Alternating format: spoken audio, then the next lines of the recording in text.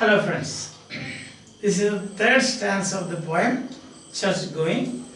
The title in both ways is a metaphor.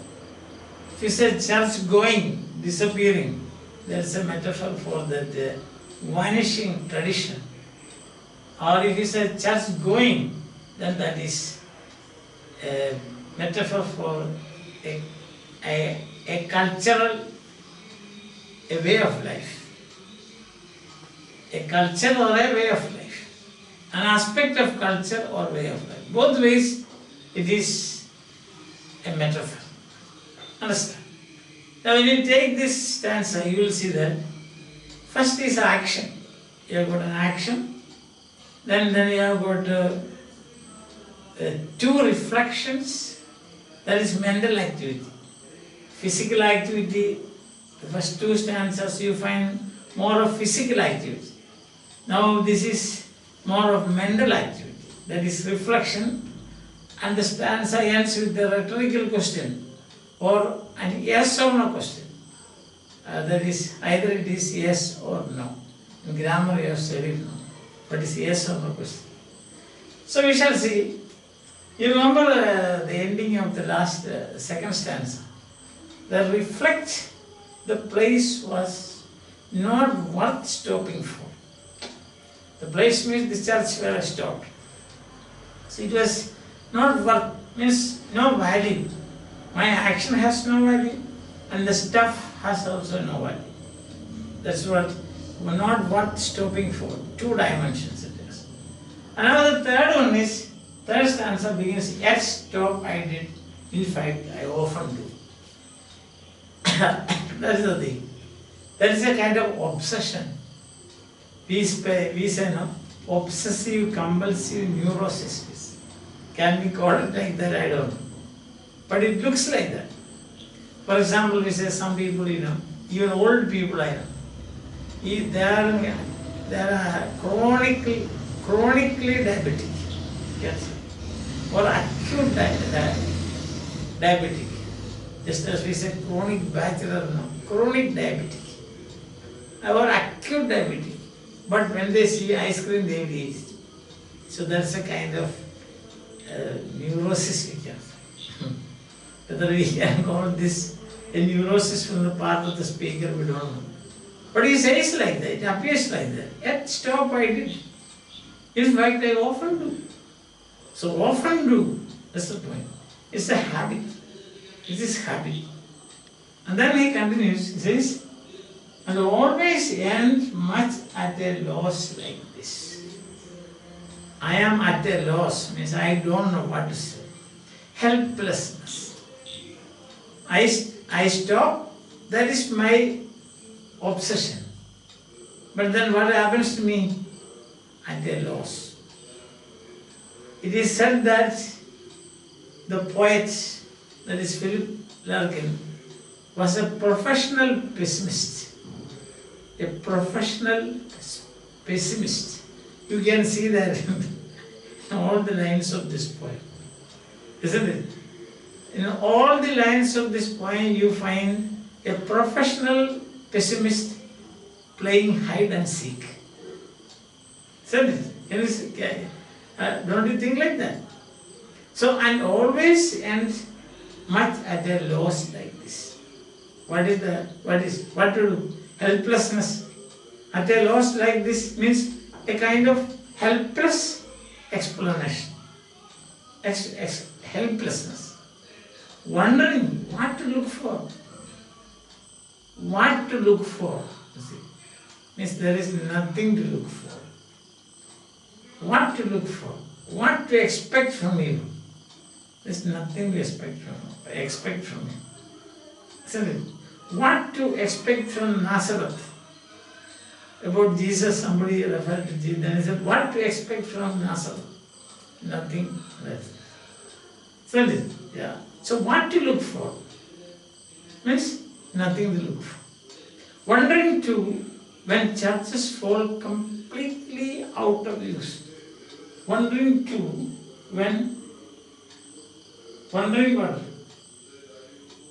At a loss like this. Wondering too, Wondering what to, there is one word is missing here. Wondering to also what to look for. Also, sorry. Wondering what to look for. Wondering to what is here. Wondering to when churches fall completely out of use. Completely out of use means how can a church fall completely out of use? At least it can be used as an auditorium. It can be used as a barn. It can be used as a place where training is given. So completely out of it, total pessimism. I told you, the poet is a professional pessimist. So when churches fall completely out of use, if the churches has to fall completely out of use, the roof should go, isn't it? Then the walls will get dilapidated. There will be no window and window panes, nothing out there. So that's completely out of use. What we shall turn them into? Oh, that is a very serious reflection. He was wondering. He is wondering too. First he was wondering what to look for, what to expect, nothing to expect. Then wondering too, he says, what shall we turn them into when they fall out of use? And then he is asking a kind of aside, as in drama. Drama you have aside, no? If you shall keep a few cathedrals chronically on show. So that is a kind of aside, you can say, or reflection, second reflection. First reflection is over. First reflection is to always end much loss like this, wondering what to look for. Wondering too, when churches fall completely out of use, what we shall turn them into. Reflection number one. So what future use it can have, or they can have, all the churches, because he is, as we have seen, like a rag picker, he is going around visiting or entering into churches which have gone out of use. That is. So the second reflection is like this. If we shall keep a few cathedrals chronically on show, chronically on show, chronos means time. In Greek, chronos means time. So you have a chronic, chronic battle we say now. Then chronology,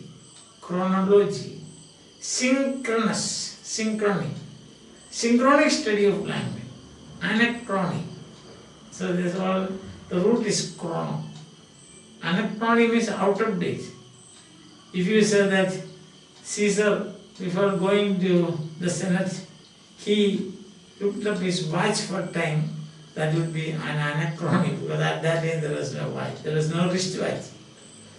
Understand? That is not. So chrono, so there is a good chrono, don't forget about it. If you consider chronically also, means according to the year of construction. So one cathedral was constructed in 14,000, next one constructed in 14,002, next one 14,005, the next one 14, like that. So chronically on show. See? There, what will you do then?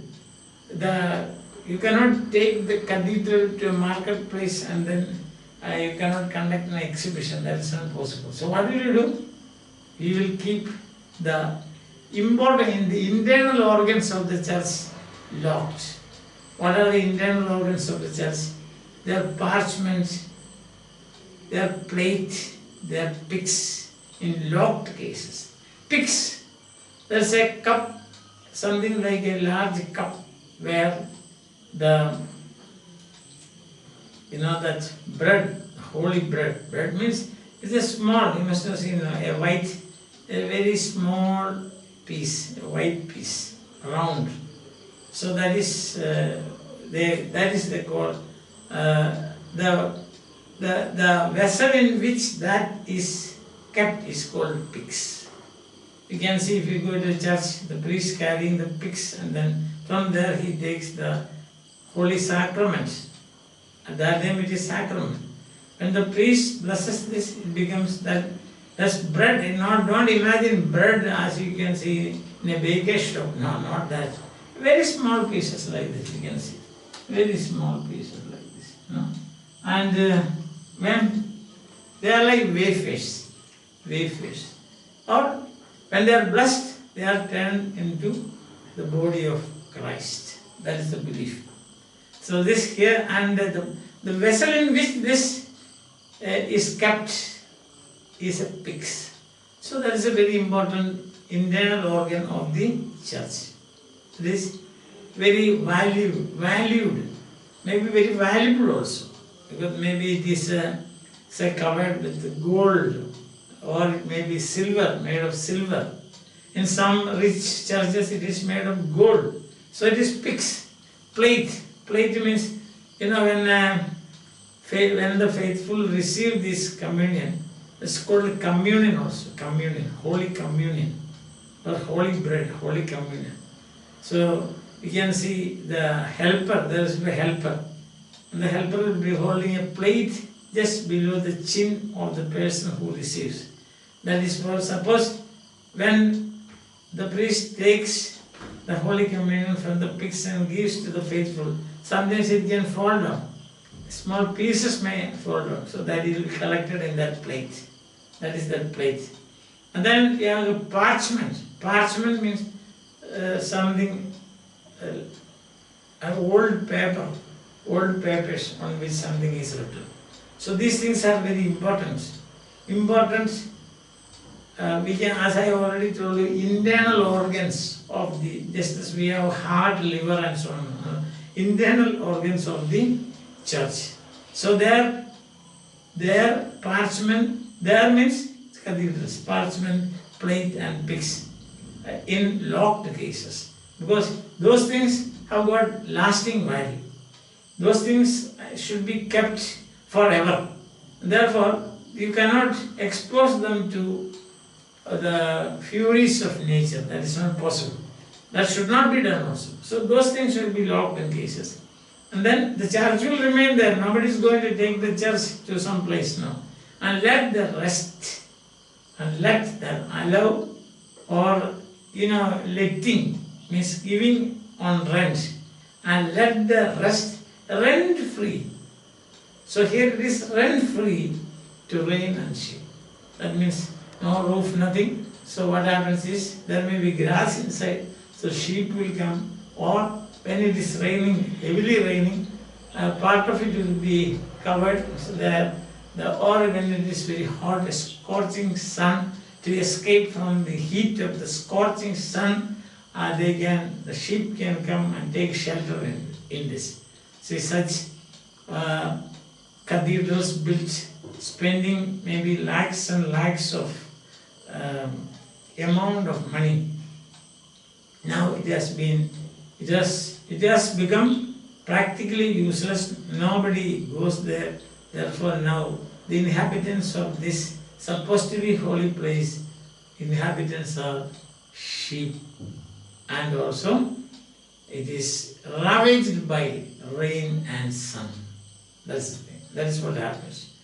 Now when you see sheep, you also have you may not be able to connect that meaning with this, but still sheep means the faithful also.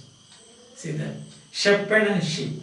Shepherd is Jesus Christ, and sheep, that is followers. That way there is also that meaning, but that is not applicable here, just by way of just because I saw that word sheep, and that sheep has another meaning. Just I wanted to show you that, that's all. Bring to your notice. Okay, that is reflection 2. And then finally, there is that yes or no question again. That rhetorical question, that is, shall we avoid them as unlucky places? Why should we avoid them as, shall we avoid them as unlucky places? Question mark, why? Why do you think that it is an unlucky place? For years it was a lucky place, for years it was a place of blessing, for years it was a place where you go with a list of your petitions. You go and give petition to God. So please get me this, that, etc. So, or prayers and so on. Now, why should we say that? Shall we avoid them as Unlucky places, unlucky.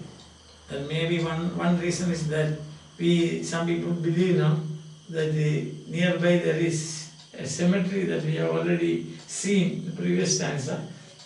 As seen in cemetery, people they have superstitious belief like this, that at night after 12 o'clock all those people who are buried will come out of their tomb and go around walking. Already we saw a hint, an advice night, see someone walking, isn't it? Someone walking. So that is this one. That is ghost walking. That's the place where ghosts take morning walk or maybe night walk. That's what people believe. Understand that? So suppose some children see the ghost walking, or even elderly people see, or even mature people see, adults see. At night, suppose you see a ghost walking, then definitely you will be frightened. And that your frightening will definitely, surely see that cause a kind of, so maybe unluck. Like means when you are frightened, your mental balance will be lost. Understand? So ghost walking may be one of the reasons why he says that it is a place of unluck. And so unlucky place. Shall we avoid them as unlucky places? So even though it is chronically kept for exhibition and most valuables are kept in locked cases, still I am afraid that it will be a place of, say, bad luck or unluck, because the reason is that there may be ghost walking. Ghosts may be walking, taking morning walk or late evening walk or midnight walk. Ghosts usually take midnight walk and not morning walk. Understand? You remember in Hamlet, he says, Hamlet's ghost says, no? The Mathew to be near. The Mathew to be near. That is, morning is nearing, so I have to go by my dear son Hamlet. These are not exact words. I'm just reminding you of that ghost walking in Macbeth. So not Macbeth, Hamlet. Yes. In Macbeth also there is a ghost sitting, banquet. Yeah. So that is a anyway. However brave you are, what happens is that we are afraid of ghosts, isn't it? You may be very brave, but at the same time, if you are alone and midnight, you are going near the cemetery or nearby the cemetery, and you see somebody there, you will think that immediately it is a ghost and so on. That may be the reason why he says unlucky place. So, my dear friends, these lines we have got. One is, first you have got an action line, then you have got two reflections, and the stanza ends with an yes or no question. Understand? That means you can ask yes or no. That's up to you. You can answer that question. There's a rhetorical question which maybe probably no answer is expected. If it's a rhetorical question, we don't expect an answer. Listen. What is truth? Said Pilate and did not wait for an answer. Famous statement. No? What is truth? Said Pilate and did not wait for an answer. So that is the fate of all rhetorical questions.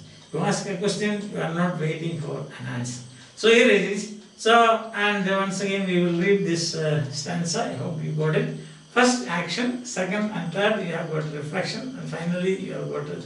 And a lot of things are coming in this mind now. Especially you find that solid pessimism of this professional pessimist who wrote this poem.